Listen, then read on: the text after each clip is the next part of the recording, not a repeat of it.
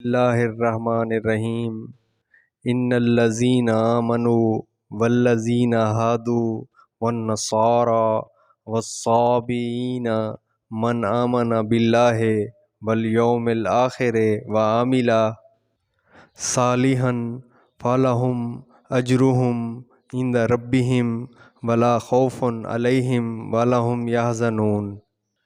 مسلمان ہوں، یہودی ہوں، نصاری ہوں یا صابی ہوں، جو کوئی بھی اللہ تعالیٰ پر اور قیامت کے دن پر ایمان لائے اور نیک عمل کرے، ان کے اجر ان کے رب کے پاس ہیں اور ان پر نہ تو کوئی خوف ہے اور نہ اداسی۔ یہود حوادہ بمعنی محبت سے یا تہود بمعنی توبہ سے بنا ہے، گویا ان کا یہ نام اصل میں توبہ کرنے یا ایک دوسرے کے ساتھ محبت رکھنے کی وجہ سے پڑا۔ تاہم موسیٰ علیہ السلام کے ماننے والوں کو یہود کہا جاتا ہے۔ نصارہ نصران کی جمع ہے، جیسے سکارہ سکران کی جمع ہے۔ اس کا مادہ نصرت ہے۔ آپس میں ایک دوسرے کی مدد کرنے کی وجہ سے ان کا یہ نام پڑا۔ ان کو انصار بھی کہا جاتا ہے، جیسا کہ انہوں نے حضرت عیسیٰ علیہ السلام کو کہا تھا، نحن انصار اللہ۔ حضرت عیسیٰ علیہ السلام کے پیروکاروں کو انصاری کہا جاتا ہے، جن کو عیسائی بھی کہتے ہیں۔ صابئین صابی کی جمع ہے۔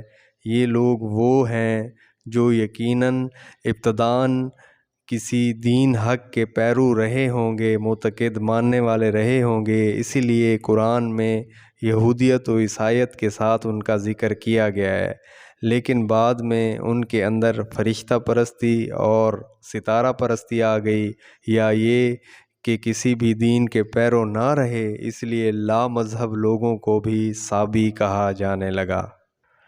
بعض جدید مفسرین کو اس آیت کا مفہوم سمجھنے میں بڑی غلطی لگی ہے، اور اس سے انہوں نے وحدت ادیان کا فلسفہ کشید کرنے کی مذموم صحیح کی ہے، یعنی رسالت محمدیہ پر ایمان لانا ضروری نہیں ہے، بلکہ جو بھی جس دین کو مانتا ہے اور اس کے مطابق ایمان رکھتا اور اچھے عمل کرتا ہے، اس کی نجات ہو جائے گی۔ یہ فلسفہ سخت گمراہ کن ہے۔ آیت کی صحیح تفسیر یہ ہے کہ جب اللہ تعالیٰ نے سابقہ آیات میں یہود کی بدعملیوں اور سرکشیوں اور اس کی بنا پر ان کے مستحق عذاب ہونے کا تذکرہ فرمایا، تو ذہن میں اشکال پیدا ہو سکتا تھا کہ ان یہود میں جو لوگ صحیح کتاب الہی کے پیرو اور اپنے پیغمبر کی ہدایت کے مطابق زندگی گزارنے والے تھے، ان کے ساتھ اللہ تعالیٰ نے کیا معاملہ فرمایا یا کیا معاملہ فرمائے گا۔ اللہ تعالیٰ نے اس کی وضاحت فرما دی کہ صرف یہود ہی نہیں، نصارہ اور صابی بھی اپنے اپنے وقت میں جنہوں نے اللہ تعالیٰ پر اور یوم آخرت پر ایمان رکھا اور عمل صالح کرتے رہے، وہ سب نجات اخروی سے ہمکنار ہوں گے۔ اور اسی طرح ان کے رسالت محمدیہ پر ایمان لانے والے مسلمان بھی اگر صحیح طریقے سے ایمان باللہ والیوم الآخر اور عمل صالح کا اہتمام کریں تو یہ بھی یقیناً آخرت کی ابدی نعمتوں کے مستحق قرار پائیں گے۔ نجات اخروی میں کسی کے ساتھ امتیاز نہیں کیا جائے گا، وہاں بے لاگ فیصلہ ہوگا، چاہے مسلمان ہو یا رسول آخر الزماں سے پہلے گزر جانے والے یہودی، عیسائی اور صابی وغیرہ۔ اس کی تائید بعض مرسل آثار سے ہوتی ہے۔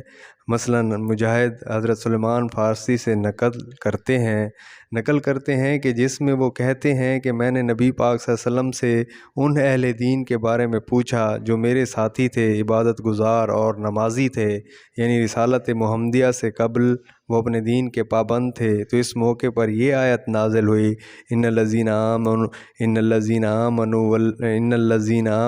والذین ہادوا۔ قرآن کریم کے دوسرے مقامات سے اس کی مزید تائید ہوتی ہے، مثلا ان الدین عند اللہ الاسلام، اللہ کے نزدیک صرف دین جو ہے صرف اسلام ہی ہے۔ وَمَن يَبْتَغِ غَيْرَ الْإِسْلَامِ دِينًا فَلَن يُقْبَلَ مِنْهُ۔ جو اسلام کے سوا کسی اور دین کا متلاشی ہوگا وہ ہرگز مقبول نہیں ہوگا، اور احادیث میں بھی نبی پاک صلی اللہ علیہ وسلم نے وضاحت فرما دی۔ اب میری رسالت پر ایمان لائے بغیر کسی شخص کی نجات نہیں ہو سکتی۔ مثلاً فرمایا کہ جو ہے نا، قسم ہے اس ذات کی جس کے ہاتھ میں میری جان ہے، اور میری امت میں جو شخص بھی میری بابت سن لے، وہ یہودی ہو یا عیسائی، پھر وہ مجھ پر ایمان نہ لائے تو وہ جہنم میں جائے گا۔ اس کا مطلب یہ ہے کہ وحدت ادیان کی گمراہی جہاں دیگر آیات قرآنی کو نظر انداز کرنے کا نتیجہ ہے، وہاں احادیث کے بغیر قرآن کو سمجھنے میں مضموم صحیح بھی اس میں بہت دخل ہے۔ اس لیے یہ کہنا بالکل صحیح ہے کہ احادیث صحیحہ کے بغیر قرآن کو نہیں سمجھا جا سکتا۔